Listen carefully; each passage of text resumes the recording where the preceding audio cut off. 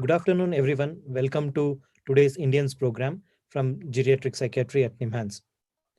Today, we have a program on program, policy, and legal issues in geriatric psychiatry. This session will be taken by Dr. Sojan Anthony, who is Associate Professor of Psychiatric Social Work at NIMHANS. And this will be chaired by Dr. A. Tirumurthy sir, who is professor and who was also our immediate former head of Department of PSW. Welcome you both, Sojan sir and Tirumurthy sir, for this program. This is the last session of geriatric psychiatry and also the last session of Indians program, which we have been running from past 1.5 years. Welcome you all. Without further ado, I hand over the stage to Dr. Tirumurthy sir for his introductory remarks.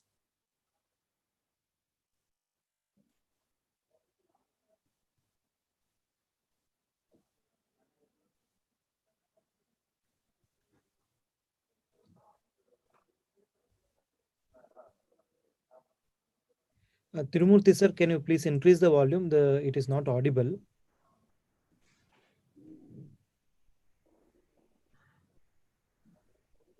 Manju. Manju. Manju. Now it was audible, sir. Okay. Audible? Yes, sir. Okay.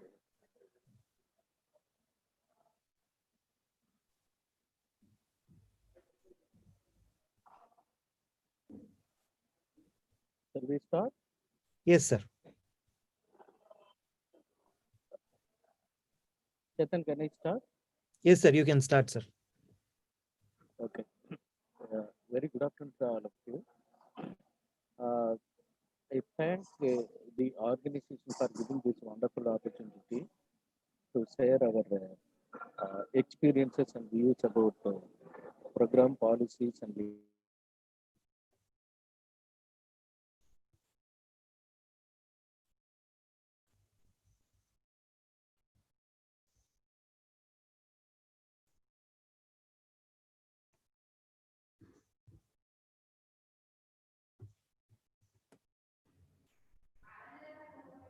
Remote, sir, it's not audible.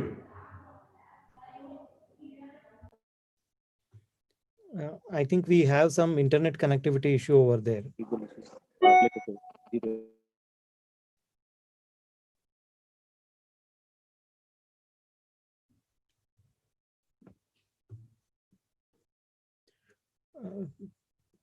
Tirumurthy sir, you are not audible.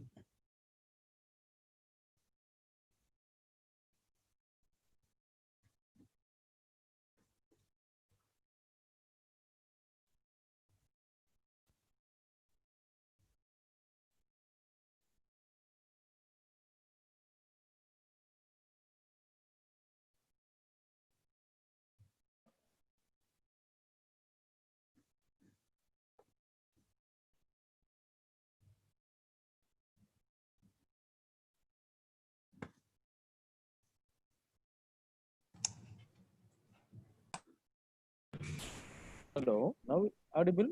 Yes, sir. It is audible now. Okay. The PowerPoint is not shared yet. Actually, health and well-being is very important dimensions in the health assets.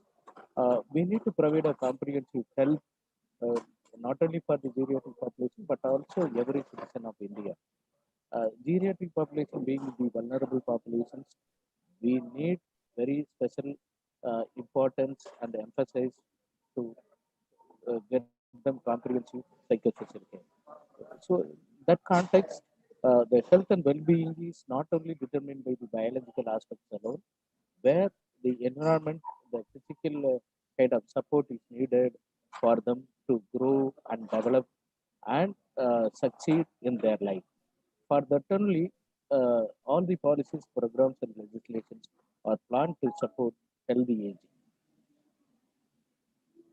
If you look at the statistics of India, there is a steady increase in the geriatric populations. Almost around 1.16 million of the geriatric population aged 60, and the steady increase from 2015 to you can see the approximate estimated number of geriatric elderly populations growing at the percentage of 19.4 over The WHO very aptly recommended 8 phases to promote a community as age-friendly community. These age-friendly community, which definitely help the geriatric population to mingle, interact, communicate, and satisfy with the living environment, which we need to provide an optimal kind of facilities, optimal kind of opportunities, optimal kind of chances for them to impact. If you look at the several environmental friendly, the age friendly kind of aspects is transportation we need to include, housing, social participation in the society in different dimensions, activities, engaging in networking, agencies, or wherever respect and social inclusions and civic participation, communication and information, community support and health services, and outdoor space building. These are the basic kind of activities by which the elderly populations are getting engaged or involved. So every citizen has to have this. For that, the government has initiative to provide this comprehensive kind of community, age-friendly community, which is well recommended by the World Health Organization. See, the common problem faced by the elderly is the poverty. The poverty determines multi kinds of aspects in the elderly, not only economic but also health equity and also other areas. When the poverty strike in and they may not be able to meet out many amenities, facilities, even including the basic minimum. See, the migration of children, when their children migrated to other places for whatever may be the reason, it is for the betterment or the development or the higher education or anything, they feel that they are deprived and they are not able to connect with them, all those things. And they become sometimes the change in social structure, which leads to social isolation, loneliness, and exclusion, which is resulting in major emotional, psychological, social, and other areas of breakdown. You can understand that how the elderly are getting abused in multiple ways. We often come to know from different sources, it may be a media, it may be professionals or print media, that elderly are sexually abused, economically abused, and also the physically tortured. So multiple kind of elderly abuse is there, even verbal abuse. So they are subjected as being the elderly, they subject to rejection, disrespect, and more so abuse. The unemployment and underemployment and lack of permanent income is major kind of challenges. See, some elderly who may be in pensioners, or maybe who are who may be functioning very well before, now they may not be able to function well, and the lack of income to support their daily needs, lack of income to take care of their physical needs, psychological needs, social needs, and medical needs, which is a great challenge. They are unable When they are unable to take care of all their needs, they become frustrated and depressed. See, that itself a kind of health deterioration in multiple dimensions. When they are unable to meet out their health needs, it becomes a major kind of issues and challenges for us. The problem in meeting basic needs, you can see there are some situations in maybe in rural or urban, the elderly, they are not even able to meet out their basic needs.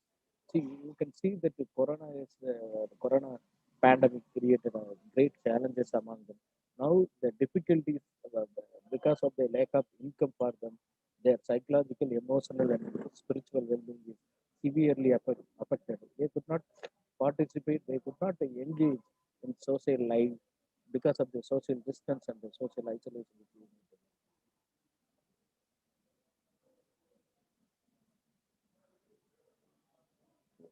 See, if you look at the vulnerability in urban areas, there is a study conducted by Agewell over the 5,000 population of the elderly population more than age of 60, but which reported that 80% of the populations are unaware about their rights and found to be living in inhuman conditions, revealed that they don't get proper food.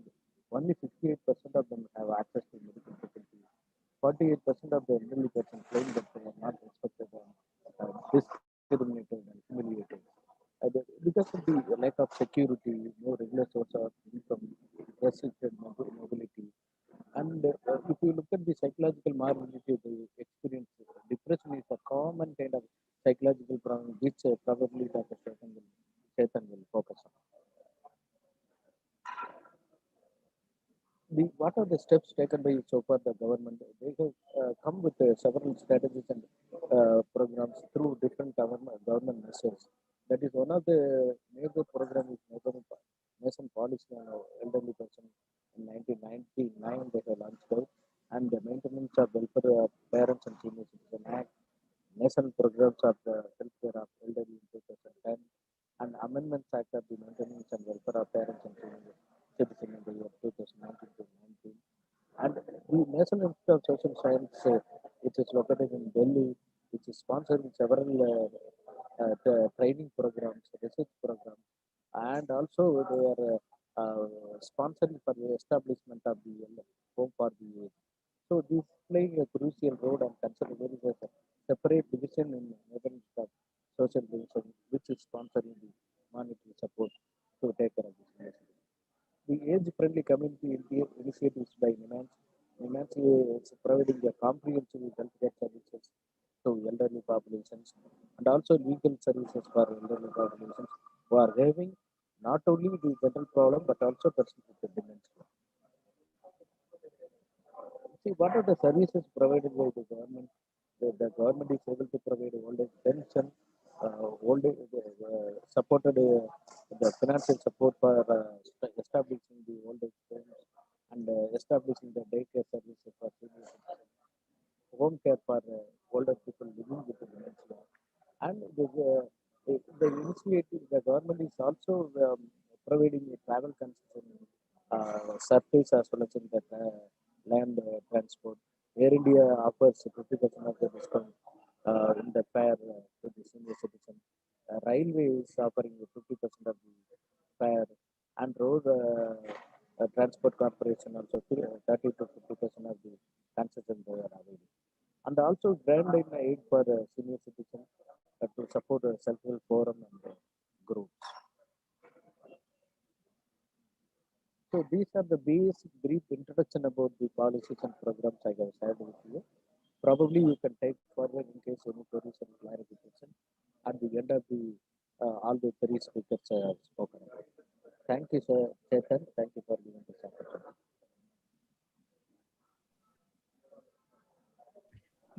Thank you, Tirumurthy sir, for the introductory remarks. I now invite Dr. Sujan Anthony to continue the presentation.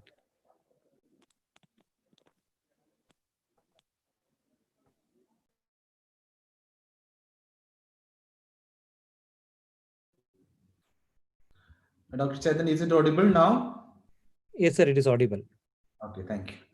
So, thank you, Tirumurthy sir. Tirumurthy sir is working as a main consultant from psychiatry social work side, and sir is contributing, and we all are part of a team. We are trying to work towards to support the government in terms of effectively implement these programs and policies across India. So in this presentation, what I am going to do is, sir has already covered what are the programs that historically India has planned for senior citizens. And just I wanted to start with what's happening now. Now government of India is putting a lot of efforts to make major changes to enhance the quality of life of senior citizens. So, as the title of this program is policies, programs, and legislations. In other way, if you see how India has planned, India had a policy initially, then India planned about a legislation. Then, based on the policy and legislations, India has devised many programs for empowering and to improving the quality of life of senior citizens. So I'm very sure that the people who are attending in this session and who are going to watch in the YouTube, this is a very important topic for people who are practicing psychiatry. The reason is you will see senior citizens as your patients, as your caregivers of your patients. So So in that context, you will be seeing that they're facing a lot of challenges, and how you can help them, how you can make no difference in their life. So many of these schemes are devised in such a way that you can use the schemes and knowledges and knowledge about these kind of issues will has a direct impact on your clinical practice. So once we discuss, you will be knowing. So first, I just wanted to discuss about central sector schemes to improve the quality of life of the senior citizen. When I say the central when I say the central sector scheme, please understand, in India has a union government, state governments, and local self governments, and all these three governments have funds, allocated funds for the welfare of senior citizen. So if you see the what these programs are aiming, so if you see the objectives of this program, these programs are catering to the basic needs of senior citizen, particularly food, shelter, healthcare, and basically the people who have less support, financially having less for no resources, especially destitute elderly. That is the prime kind of objective. But along with that, the schemes also aim to build and strengthen intergenerational relationships, particularly between children, youth, senior citizens, through regional resource and training centers. I wish all of you to remember, regional resource and training centers are there for addiction disorders by National Institute of Social Defense. Similar way, there are regional resource and training centers in the field of geriatry, and then they need a lot of support from the psychiatrists and the mental health professionals to train various the people who are working in this field, in this welfare sector, which include the social workers, nurses, school teachers, volunteers. So all these training programs are coordinated at the different levels of different regions, are monitored or supported by regional resource and training centers of National Institute of Social Defense, which comes under the Ministry of Social Welfare and Justice. And these programs are engaging actually to active and productive aging. So in the moment, active and productive aging, without mental health, there's no active and productive aging. We all of us know, because the age itself is a risk factor for developing mental health problems, cognitive impairments, dementia, and all other no palliative care needs, pain management. So we know that a spectrum of psychiatric care is required in that area. So these things will go hand in hand. So they need our support. No, we need their support for supporting our elderly, and also the programs for providing institutional as well as non-institutional care services to senior citizens. Once you start practicing, or those who are practicing, you know that how much important care homes like dementia care homes, daycare homes, old age homes, the homes for the destitutes are very important for which helps us which helps us in our practice. Also research, advocacy, awareness building programs. And another important factor what we need to remember, those who are in teaching, you need, I am sure that you need resources for research purpose, training programs. And National Institute of Social Defense and the Ministry of Social Welfare and Justice, they have allocated funds, dedicated funds for research and all. So you are also eligible to get such funds for innovative and creative projects. Many times these funds are not utilized properly. So in 2018, we can see that National Action Plan for Senior Citizen. So the government is very aggressively planning policies, because we know that life expectancy is increasing, the non-communicable diseases are increasing, the disability is increasing related to age associated various health problems.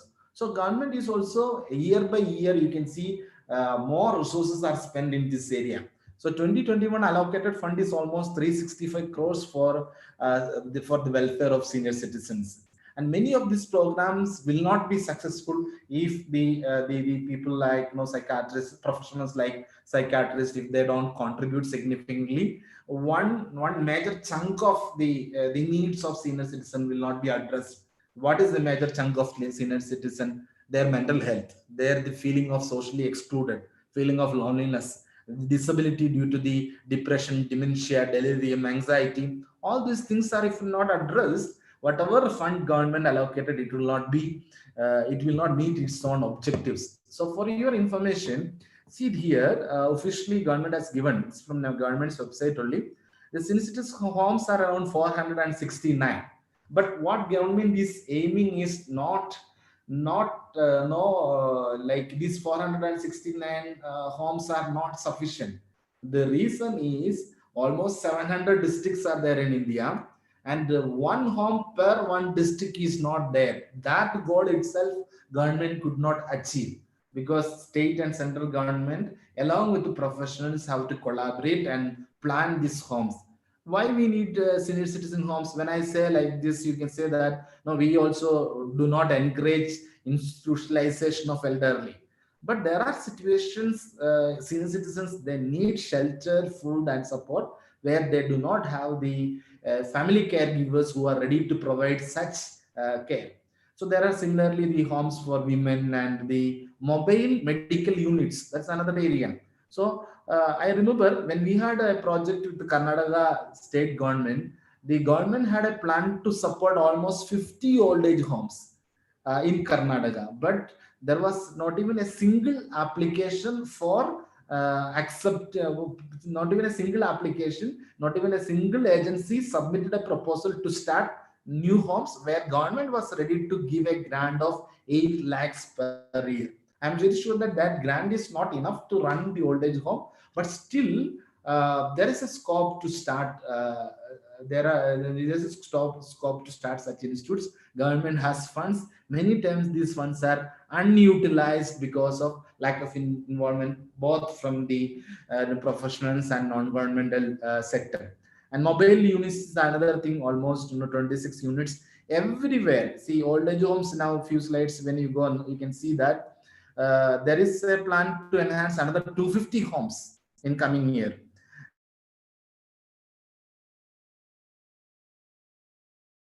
Percentage more.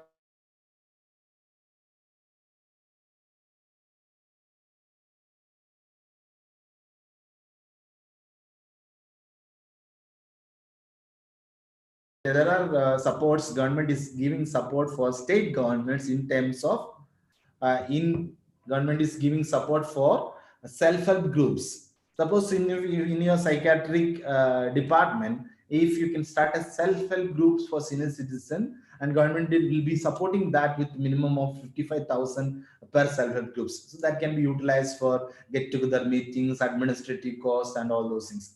Mobile units per unit, government is ready to give 11.2 lakhs. Physiotherapy unit if you are planning 6.48, and daycare centers. This is the one area from mental health field we all are keen. We know that for productive aging, the people should be socially as well as physically should be engaged. Many times because of the resource limitations, many families cannot offer such services. So if you are part of anywhere in India, if you can propose a daycare center for senior citizen, you will be supported for 10 lakhs rupees per unit. And also similarly, if you are planning for training programs, the hundreds of training programs are supported by National Institute of Social Defense, but I have not seen many applications from psychiatry wing. In fact, psychiatry can do much better in terms of being part of these things by knowing the one third of the, I feel that one third of expertise for promoting well-being of senior citizen comes from mental health. So I think if you can propose the programs, government will fund, especially National Institute of Social Defense. Now, if you see, government also of late understood there is no point in that duplicating the various ministries, or there is a need for inter-department collaboration. So now, if you see, to promote the tourism among senior citizens, they have brought all ministries together, like tourism, railways, civil aviation, road transport, and shipping, and then proposing various packages for senior citizens, which Sarah has also mentioned. No, lot of concession. Air India is giving 50% concession for people who are above 60 years. And data. Then another thing is, as you all know that government is moving more for digitalization of healthcare. So there is a chance for digital records. So government already is collaborating with Register General of India, Ministry of Statistics and all for proper morbidity, mortality registration and bringing out registries. And crime, this is another area I think we all will be playing a role. Crime against the senior citizen. So National Crime Bureau and the Ministry of Home Affairs actually spending a lot of time for both for documentation and bringing proactive steps in this area. So yeah, so if you see, I just wanted to tell one or two slides about National Institute of Social Defense, because this is, as I was telling, that they are the nodal agency for many of these initiatives, programs and policies for the welfare of senior citizen. So what they do, they identify or develop a cadre of professionals for the care and welfare of older persons, and also provide the comprehensive scientific knowledge base on various aspects relating to geriatric care. Dementia care, mental health care are major components of this scientific knowledge. And also they try to generate the skilled manpower for to provide a kind of home-based care, like, or to promote the community living of senior citizens. And also they have a lot of sensitization programs for students, police, and local self-government employee and local self-government representatives. And they also are bringing out various programs for supporting and networking, promoting social support system for elderly, as well as also to promote the networking for the care of older persons. And also they facilitate convergence of government and non-governmental services. That's the reason they give funds for old age homes to run, and they also gives a kind of technical training for these homes.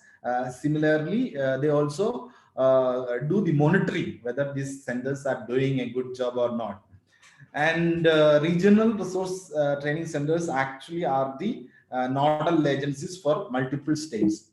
So if you see the just I wanted to show the few regional resource centers for various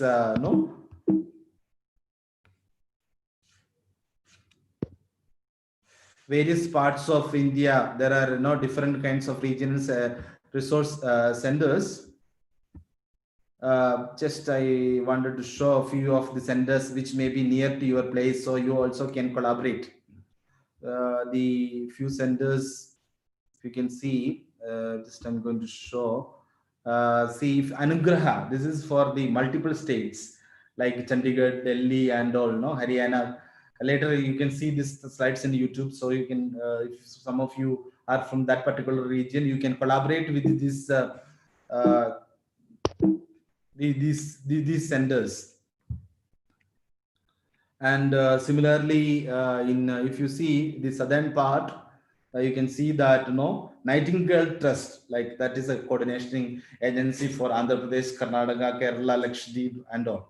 So if you see, only 8 regional resource centers are there across India. It means that there's a scope to establish these kind of training centers in every state. So that is another, we can say that scope for improving these services. See, another thing which I wanted to share is with you is the Maintenance Act, Maintenance and Welfare of Parents and Senior Citizen Act. When we work with the geriatric population, many times our patients are not happy about the way their children care them. So this act government has brought in 2007 and 2019. The current government has brought very good amendments in this. So what are the salient features in this act? The first point is parents and senior citizens deserve care and protection, and their dignity and rights and safety are the priority in this act.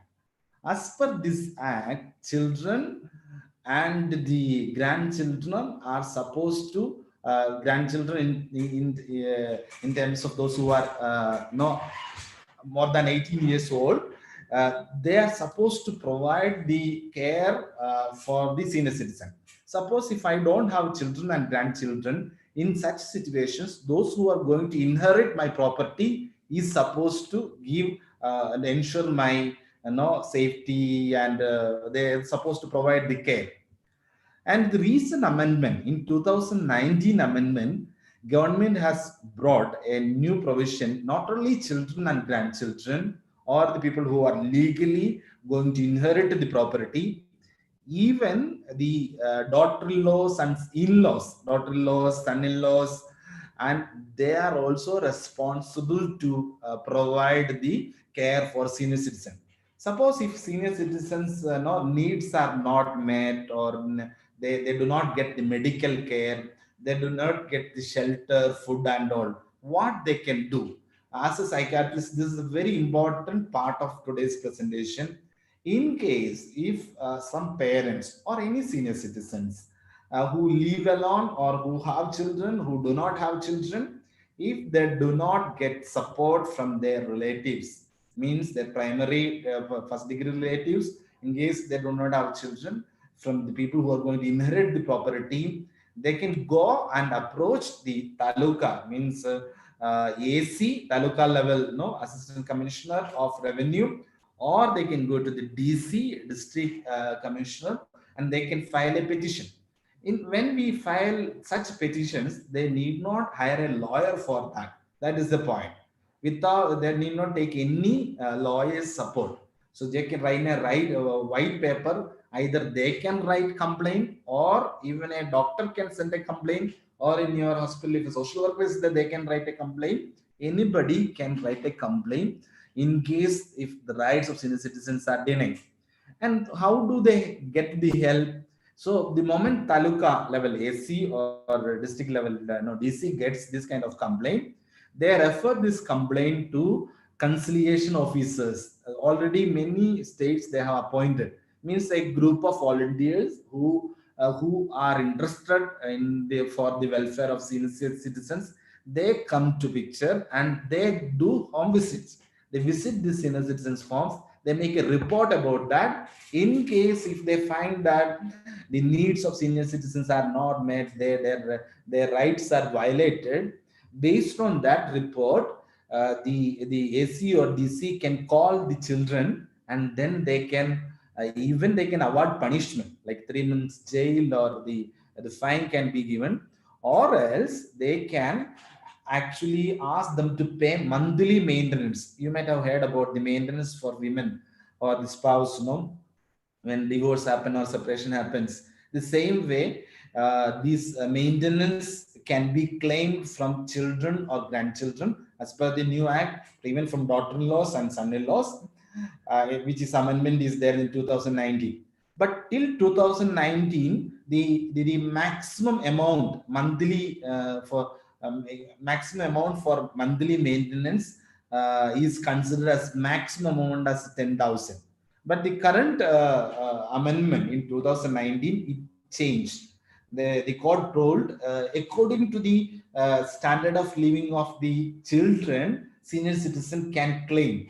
That is correct. See, a school teachers, somebody children who are working in a school teacher earns around 50,000, and then an IT employee who earns 5 lakhs per month. If they both of them are paying 10,000, that is not correct. So they proportionate to their income, proportionate to their standard of living, they should ensure the same standard of living for the senior citizen. This act is very helpful for all of us. And what happens in case if senior citizens, one thing they can take, get the maintenance. Second thing is, if anybody cheat them, like sometimes what happens, that in dementia clinic and all we see the children, people know when they started having cognitive impairment, they in fact cheat their parents, and they one child will try to get all property without knowledge of other children, or even with the knowledge of other children also. If children are taking property, if not giving the care as per this legislation, the senior citizen can claim their property back. That's what even if you have written a complete will, they can cancel their will, they can cancel the registration of property, and they can get it. And recently, one interesting case was there. So one of the senior citizens actually asked the Supreme Court verdict. You might have and High Court. I think Delhi High Court verdict. You might have read it. So one of the senior citizens used this act to no use for vacating the daughter-in-law. So in this scenario, there are multiple acts also will be in picture. See, Domestic Violence Act. So that also can be used for the benefit of senior citizen. In case if a woman is being harassed or their rights are denied, also that can be utilized. So 2019, whatever changes as amendment is coming up, you can see in this slide that 10,000 as a maximum maintenance per month. Sir, Hello? sorry to disturb you. Can you share the slides? The slides are not shared. Oh, it's not shares? Oh, one second. I think somewhere, 1 second. I was in this in between it got, yeah. Is it now shared? Yes, sir, it is now shared. Okay, fine. So the 2019 amendments, which is gives the removes that cap per month 10,000 maximum maintenance cap is removed, as I mentioned earlier, based on the income of the children and based on the standard of living of children. They need to provide the maintenance, and also maintenance is also redefined as housing, safety, security, and everything. And the even stepsons and daughters and all were included, and caregivers can be punished also in case if they ignore neglect senior citizen up to 6 months. And this disposal of this any petition should happen within 90 days. And the spirit of this legislation, sometimes you also can ask a question: suppose if you start punishing children, will they then provide the care? The spirit of this legislation is not to punish. That's the reason I was telling that already in many states, conciliation officers are appointed. The reason for conciliation officers, why they are appointed is the AC or DC of the particular revenue subdivision or the district may not have time to do home visits and do a lot of inquiry. But these conciliation officers who are volunteering in nature, volunteering, can do home visit and do a proper study and can defend the rights of senior citizen. And in this case, when children come to the AC or DC office, they cannot bring a lawyer to defend themselves. So it also shows that though the spirit of law is more often doing counseling, convincing, and promoting the some support for the senior citizen. So the entire all these good changes have started as a policy. You can see national policy on older persons 1999, and this all comes from the UN's declaration for the welfare of both senior citizens and people who are living with a disability. That is the onset of all these good changes have started coming up. And the focus was basically to provide support for the senior citizens, older persons who have a disadvantaged status in terms of social, economical, and physical well-being. And for us, why it is important? So sometimes when we have this kind of presentation, people will ask, culturally we respect senior citizens, parents like gods, but we know that the culture also has been changed over the period, or is being changed because of various social factors. You all know that all urbanization, migration, and I need not repeat it. All these factors have affected the quality of life, and it has changed the structure of the family. It also has affected the traditional value system. So here comes the importance of a national policy.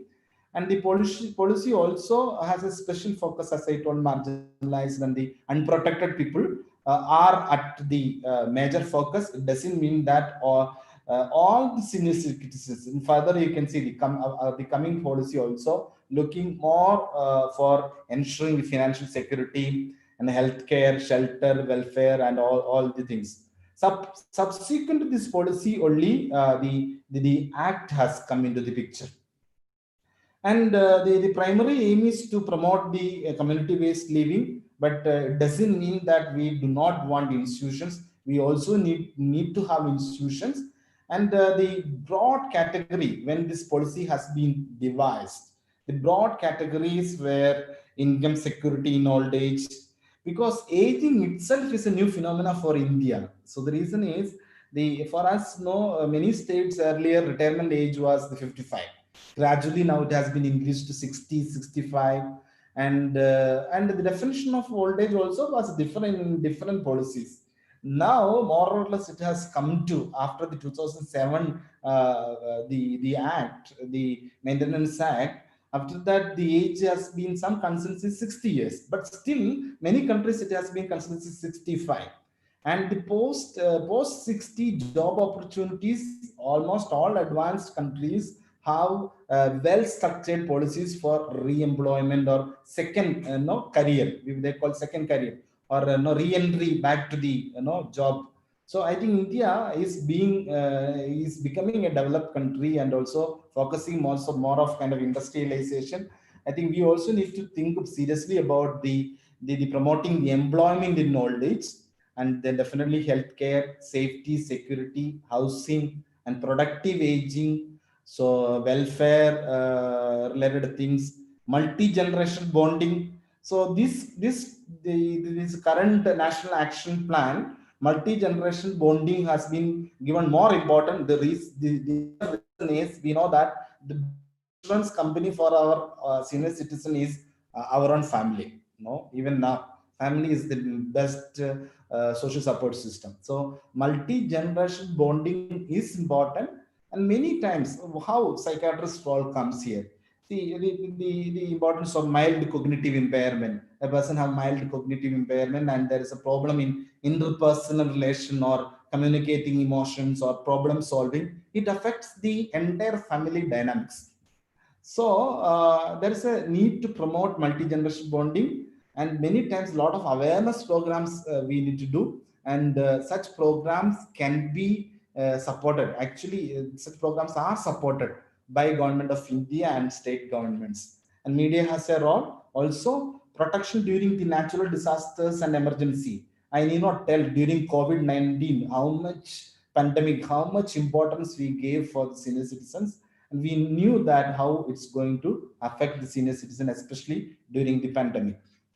Another, from being a health professionals, another major policy we all need to be thorough is national program for healthcare of the elderly, NBHSC, in a short form people usually tell about that. So this is another thing, and this was also basic objective was to provide the separate, specialized, and comprehensive healthcare to senior citizens at various levels. Like state has a major role, because health is primarily it's a state subject. Of course, central government has a role, but still it's a state subject. So with the help of state governments to establish a specialized healthcare system for senior citizen. Here comes the geriatric psychiatry and geriatry, the wing.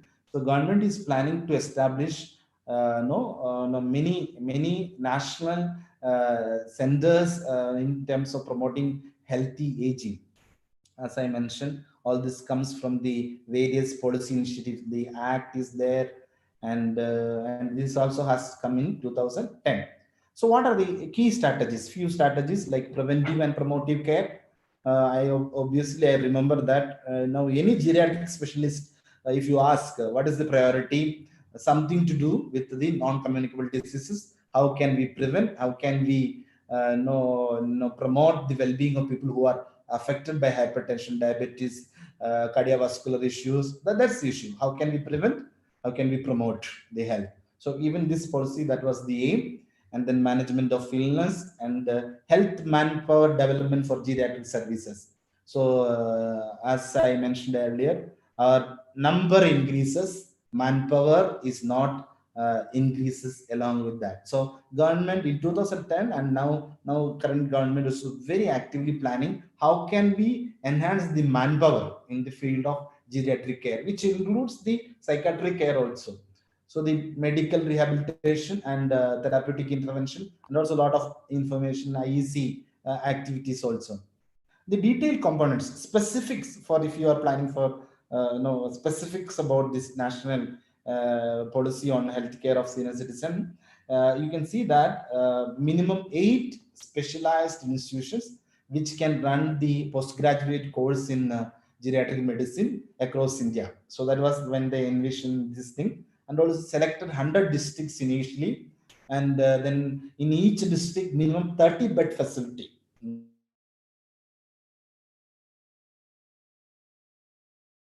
30 bed facilities in the specialized institutions, 10 bed facilities in district hospitals, and then further the CHC level, the OPDs are running, and PHC level also OPDs, and sub-center level more of a home-based care also with the help of ASHA. And district level and specialized centers, everyday OPDs will be there. CHC level at least 2 days OPD will be there. PHC level at least 1 day OPD for geriatric population. So that was the plan. So I think many in Bangalore also, Victoria Hospital has the geriatric so designated beds are there. And now if you see the most recent thing is, which if you search and all will you get, it is a draft policy is already is ready, a national policy for welfare of senior citizen 2020. The highlight is financial and social security of the senior citizen. What government is planning is, okay, whatever policies have come, but the financial and social security is not ensured to that level. So what government thinks, like in most of the developed country, that either they have social security benefits, or they have retirement savings or personal savings. But in India and the middle income countries or low middle income countries, we spend entire our resources for settling our children and grandchildren, and then finally retirement savings will be nothing. So government is planning how can we ensure some kind of social security measures, and in terms of pension schemes or comprehensive insurance schemes coverage for senior citizen, especially for health and other purposes, health and pension both, and also promoting senior citizen friendly tax structure as well as the health schemes and second life career. That's what I was telling. The reverse mortgage is the another concept which is very active, but it's not consensus is not developed, in which the senior citizens can give their property to the banks, and banks will pay the monthly maintenance kind of thing to them, so that money can be utilized for their survival, and the later the people who are inheriting the property, they have to pay the loan and get it in case if they plan. And most latest, with this I am just going to conclude with most latest initiative by government of India is national helpline for senior citizen. It's going to come, and entire India, minimum of 21 district states already have agreed to implement it. Inauguration will be in the month of January 2021. Why this single helpline? There are many helplines which you might have heard about. Different states have different numbers, and sometimes commissioner's office will run a helpline. But government felt that there is a problem in data management. There's a problem in checking the status. So in collaboration with the Tata Trust, already this program has been successful in Telangana state, like it is named as Elder Spring, and they could do well. So the ministry is planning to implement this program through the entire India, where any problem for any problem senior citizen can call to a single number is already it is in the declared, but I don't want to share it now because I thought after the official launch we'll share it. So number is ready, system is ready, and in this for us, how it is important, this single helpline. Whenever you see any elderly in any kind of trouble, be it emotional problem, be it social issues, be it economic problems, you can encourage them to call this single number, and this single number will be having district, state or national level database. A common dashboard will be there, so status of action taken can be checked, and there will be more quick, more easy monitoring system will be there. So that's the latest hope for us in the field in terms of policy. I think with this slide, I wish to end our presentation. As a summary, if you ask me, we could see that national policy for older population. So in SARS side, I think the slide which you mentioned missed. We had a national policy on older persons, so that you have seen, and then yes, just this slide I will keep it as a shared mode. So we had a national policy in 1999, then we had a maintenance act, the national program for healthcare of elderly in 2010, then amendment of the act has happened in 2019, and recently a draft is moving, and also helpline.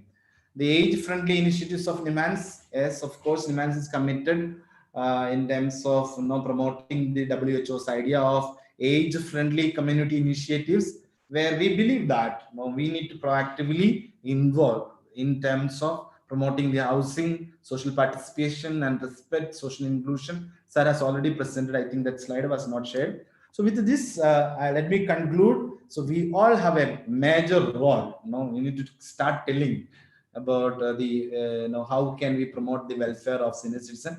All these programs are there. A lot of training programs you all can involve, because many times without knowing, a lot of elder abuse happens because of ignorance. Without knowing, people are being abused. They don't know the people are behaving in such a way because of depression, or because of anxiety, or mild cognitive impairment, or due to dementia. Without knowing, many times people elderly being physically, mentally, socially abused, locked, and then may sometimes physically no, they face a lot of harassment. So to avoid all those things, we need to educate the people that why behavior changes over the period. With this, let me conclude. I thank the entire organizing team for giving chance for both of us. I thank Matthew sir for recommending our name from geriatry clinic. I thank Dr. Chetan for coordinating from for this entire program for us. I think we can take a few questions for next 5-6 minutes. With that, we can conclude. Tirumurthy sir, is it audible for your end?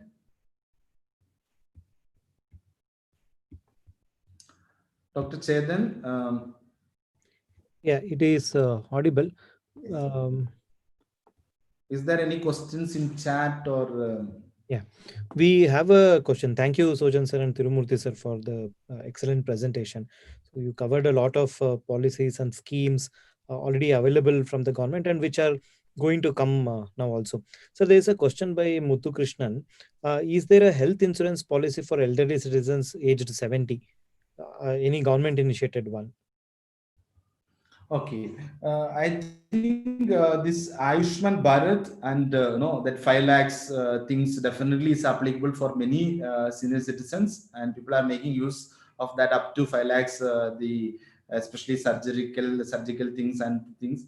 And various states government also have specific schemes. Like I remember the Yashaswini scheme in Karnataka was one of the most popular scheme, where heart surgery and other things with a minimum payment of things, like in collaboration with the mill society and other things. And government already covering, I forgot to tell, the biggest insurance scheme in India is our own BPL card. If any of our patients have below poverty line card, that itself will act as a lot of facilities they will get in under many schemes. And the Ayushman Bharat, I think that is one of the core thing which I can remember. I think I wanted to ask Tirumurthy sir also, any other scheme. I think I want to ask Dr. Chetan also. I think he will be, yeah, please, Dr. Chetan. I think Ayushman Bharat, as you were telling, sir, is one of the schemes which is available. Initially, Ayushman Bharat was opened only for people with the people were selected initially. The ones who were termed as BPL from socioeconomic survey census, which was done in 2011 to 2000 or 2013. Only people who were termed as below poverty line under that were considered initially. But now, whichever government hospital they go, there are government hospitals and certain centers also which will enroll people into Ayushman Bharat by a nominal pay. I think it is around 250 or 500. With a nominal pay, anybody can actually get this Ayushman Bharat. In many states have not enrolled Ayushman Bharat as it is. They have actually added on to Ayushman Bharat. Like in the state of Karnataka, the Karnataka state government has added more facilities and has added and called it as Ayushman Bharat Arogya Karnataka, ABARK, and then has rolled it out. So I'm aware that many other states also have rolled out, for example, Andhra Pradesh and Telangana have also rolled out with this Ayushman Bharat, their own state, what it was providing, that also they have rolled it out into one scheme. So that is one. Aged 70 and above, it's if a person already has a health insurance, then it can be continued with a few tests. Even if a person wants to get a new insurance at the age 70, they can still go ahead. But what happens usually is that there is a minimum time duration within which it is not applicable.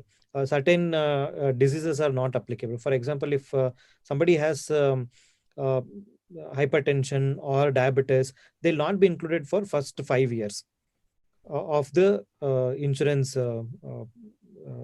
from the time they have taken the insurance. After 5 years, it will still be included. Whatever the disease or whatever the complications that have arisen from these disorders, they will be considered in other insurances also. Not only government, even in private insurances, it is possible. But the premium, we should know, it will increase. For if we start getting insurance from the age 30, that is different from the age if we started from 60 or 70. Okay, thank you, Dr. Chetan. I think the other few information is which I used to encourage is ESI and other, no, all welfare, employee-related welfare schemes. Many times, some of them children will not add their parents. We used to tell them, encourage them to add their parents' name, declares dependence, and then claim all lot of benefits. I think all is emerging, because out-of-pocket expenditure for medical things are increasing. Now I think that's what, when you plan for aging, so it's not like earlier. So we need to plan. Actually, a lot of guidance is required for senior citizens in terms of financial planning and in terms of investing for aging. So we never used to invest for aging. We used to invest for our family, children, and all. The age has come. We have to sensitize our senior citizen. Yes, they need to invest for their aging, in both in terms of physical activities and financial investments, both. Like if we see Dr. Matthew sir's session last time, prevention in geriatric psychiatry, what sir was also telling was that all these plans have to start now at the age of 30, 40. They have to start now. The prevention has to start now so that we can reap its benefits when the person gets older. So as you're telling, the investment has to start now. The earlier, the better. Tirumurthy sir, do you want to add on anything? I think sir is that I think sir is, I think the network issue. Sir is, I could not see sir's connection. Yeah, I think Mathu sir is around. We can ask Mathu sir to conclude. Mathu sir, if possible, yeah.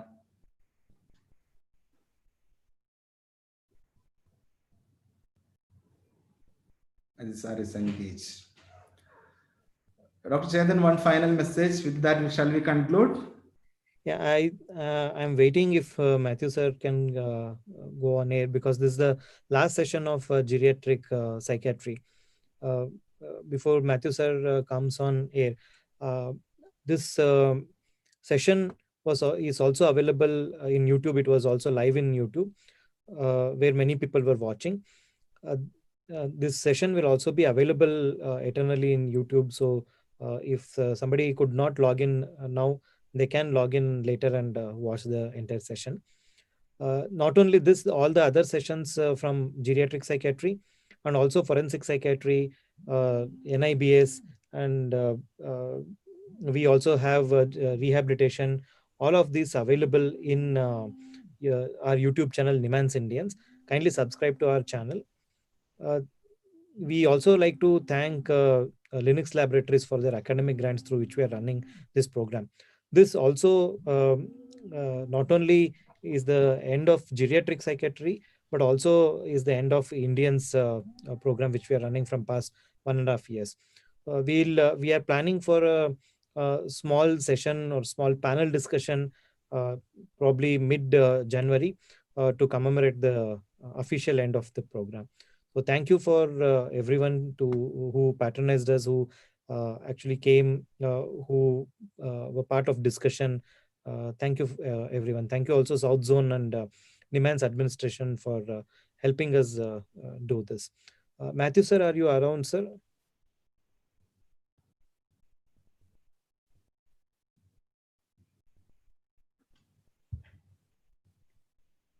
I don't think Matthew sir is around. So we'll conclude the session. Thank you, Sojan sir and Tirumurthy sir, for taking your time and enlightening us on this. Thank you one and all. We'll be ending the session for all now. So good evening and stay safe. Take care.